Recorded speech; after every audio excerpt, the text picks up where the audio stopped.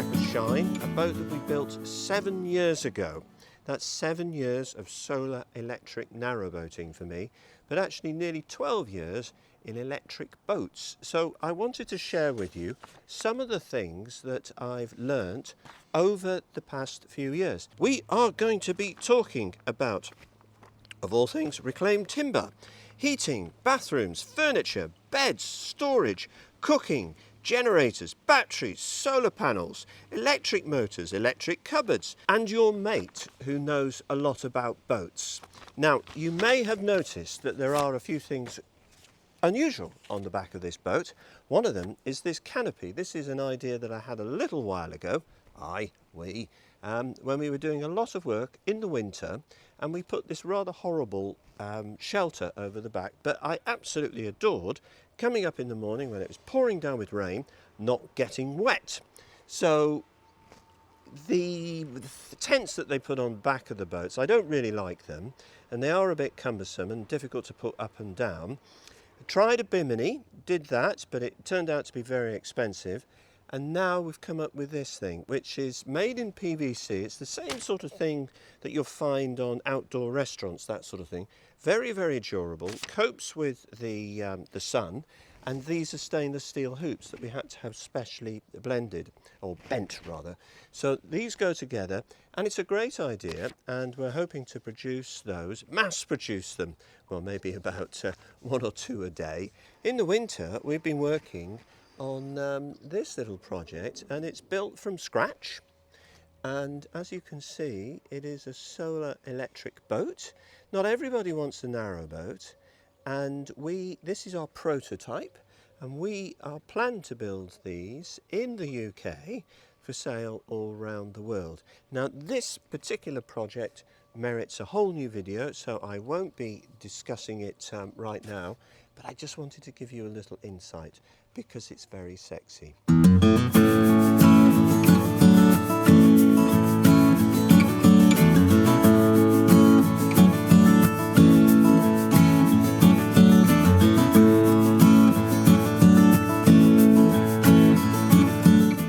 Reclaimed timber. I love reclaimed timber, not because it's doing great for the planet, it's because the timber that we choose has had a life before and also has a story, and I like that in a boat.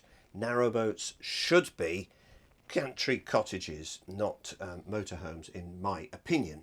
Now, the pine that we've got in this boat, it's Scots Pine, and it came from a roof in Chelmsford somewhere, and it has been used every day for the last 7 years. But the wonderful thing about it is that although it's a little bit rough in places, it adds a little bit of character, and if you damage it, all you've got to do is to rub it down a little bit.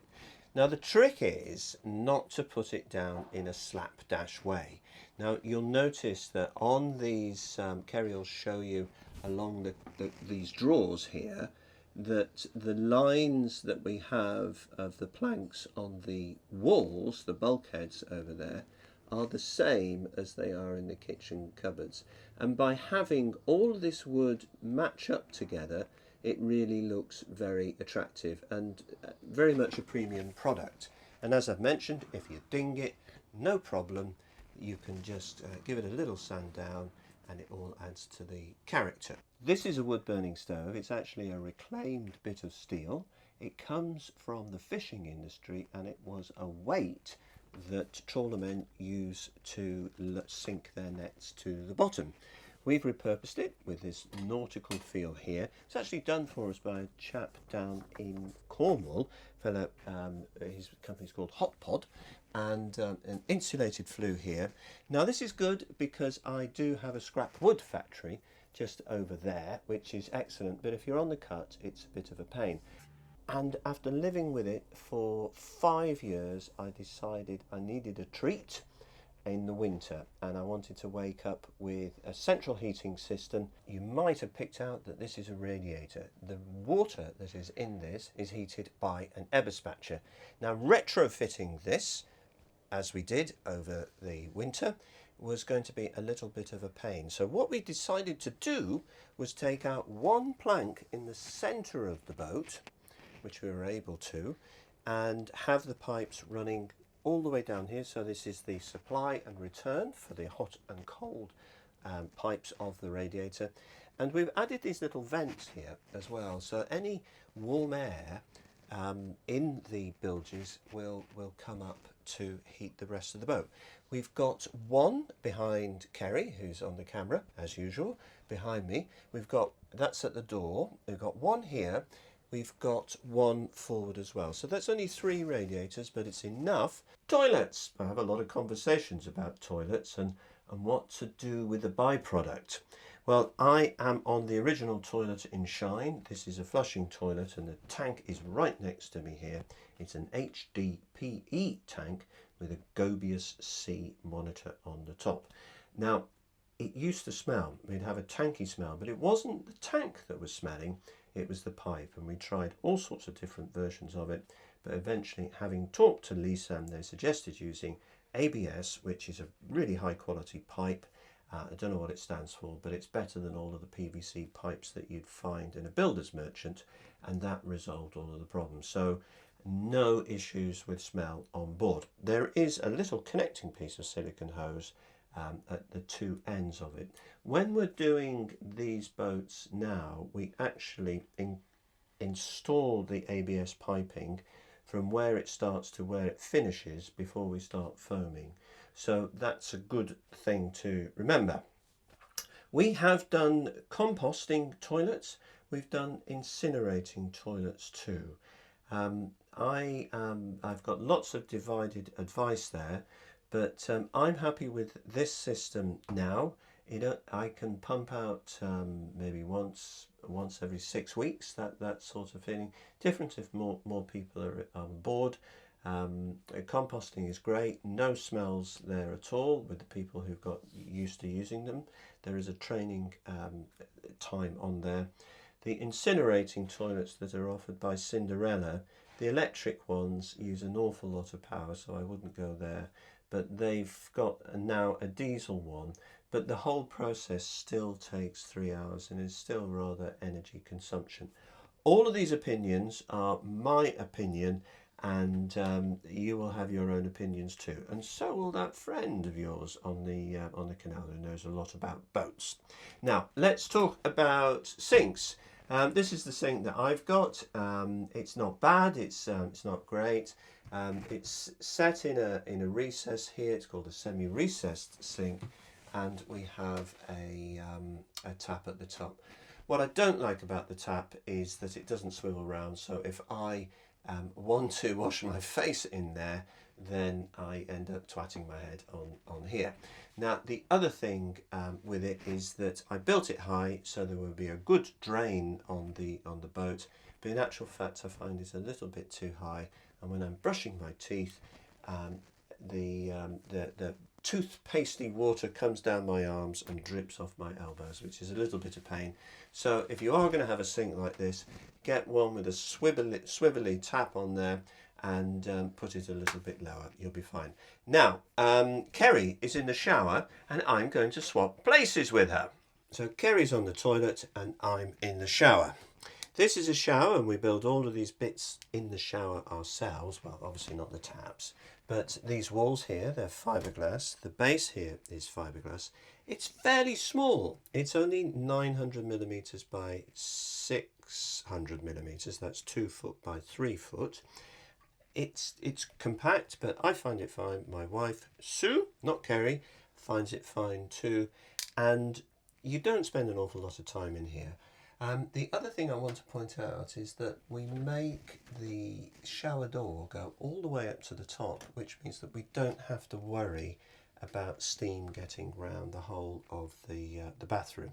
Another thing I like is being able to have a shower and peek out the window and watch the ducks and the world go by. We do have one of these that is frosted as well, and we can swap them over if we're in a particularly public place. We do make larger showers, but I do like the fact that I can see all the way through my boat, and that means a small shower. the drawbridge bed. This is an idea that we came up with a little while ago. It is a steel bed with wooden slats with a mattress on the other side, and it has electric actuators. It's the easiest thing to put down. So as you can see, it didn't take really that long. I do feel tired, but I've still got work to do. Such is the life of a narrowboat builder. These mattresses have a little bit of memory foam in them, and they've got springs in them as well.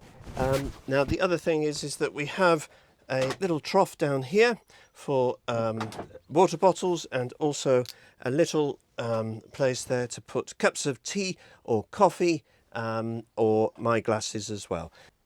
So I'm in the generator room, or underneath the well deck actually. Fiberglass hatch here, and a 5.5 kilowatt generator. It is a 1500 RPM generator, which has a nice rumble to it, rather like a Spitfire in many ways. So I like that about it, but it is a bit of a fickle thing, and getting it to work at 5 kilowatts is quite difficult.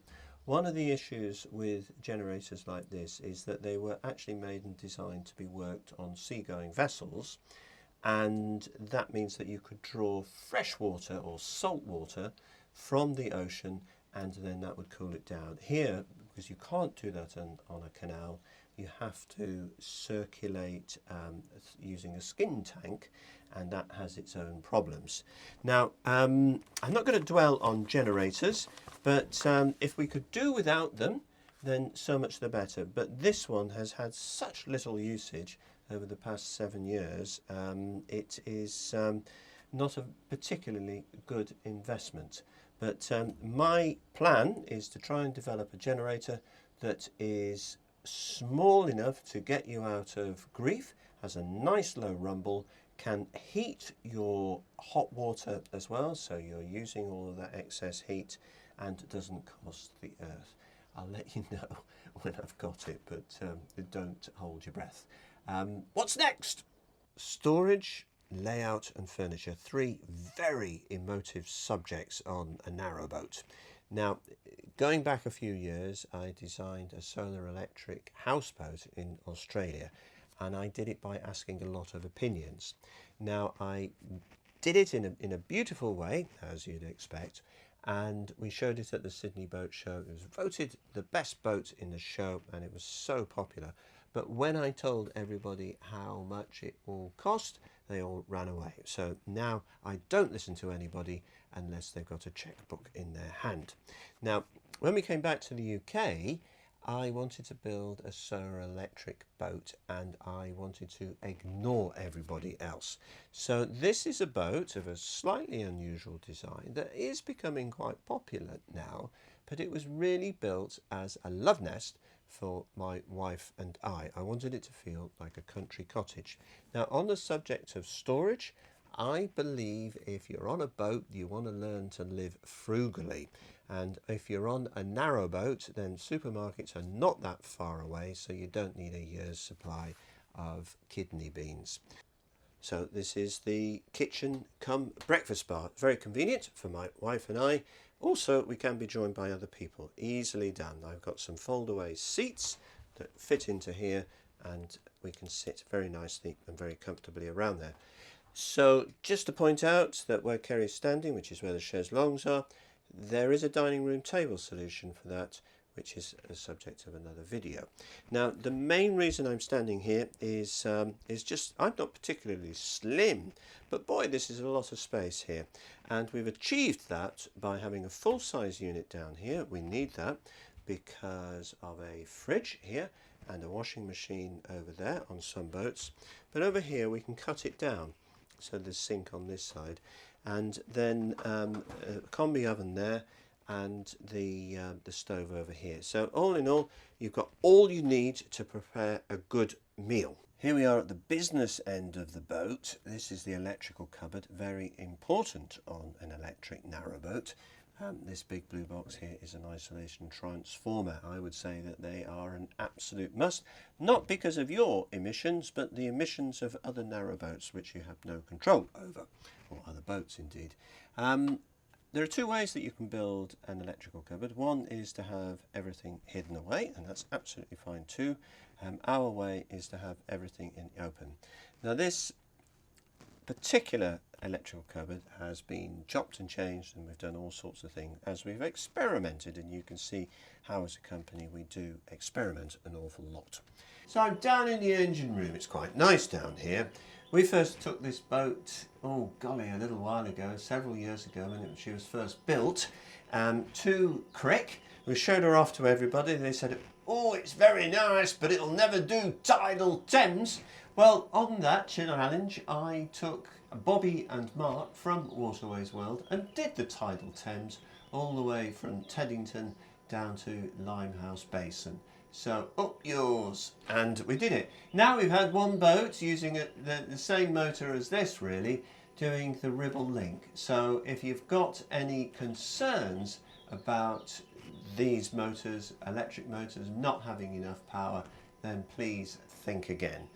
Underneath here we've got lead carbon batteries. Those are the original batteries. They've served me well. I think these days we're fitting more lithium batteries, and I do like lithium batteries that we can fit in the engine room as well, because it does make a lot better use of the space. So it's a really nice place down here. It's nice and clean. There's lots of storage, so if you have bikes, Bromptons are great. You can pop them down here, and you can go cycling if you like. Solar panels. These solar panels have been on shine for 7 years. Touch wood, we haven't had a single failure.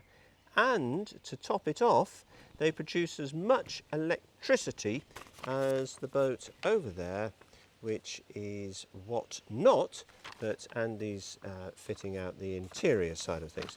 Now, we've designed these solar panels. We didn't invent solar panels, but they are to a very high specification, and they go all the way to the handrail, and they're covered up with these plastic strips. So with the infill panel between the panels, where you have a chimney coming through, everything looks gorgeous, and you say goodbye to your roof. All the cables run underneath, and as I said, touch wood, we haven't had a single failure.